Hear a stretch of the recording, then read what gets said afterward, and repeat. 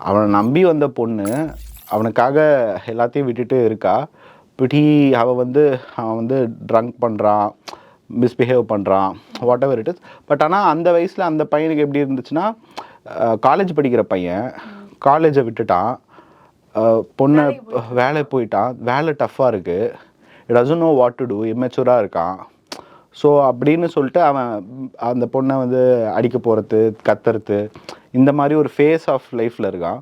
But he is in love தான். அவன் வந்து உண்மையாக தான் அந்த பொண்ணை லவ் பண்ணுறான். பட் இதை வந்து தப்பாக சேனல் பண்ணிட்டுருக்கான்.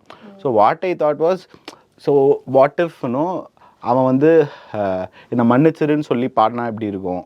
அது படத்தில் கன்வே சொல்லலை, எங்கேயும் டயலாக்லேயோ எங்கேயுமே அவன் சாரி கூட கேட்க மாட்டான், ஈவன் கிளைமேக்ஸ் கேட்க மாட்டான். ஃபுல் படம் பார்க்கும்போது ஓகே இந்த சாங்கில் அவன் அதை கேட்கட்டும், ஷீ டிசர்வ்ஸ் அன் அப்பாலஜின்ற. ஆமாம், யாருமே சொல்லாத நானாக சொல்கிறேன்னு சொல்லிட்டு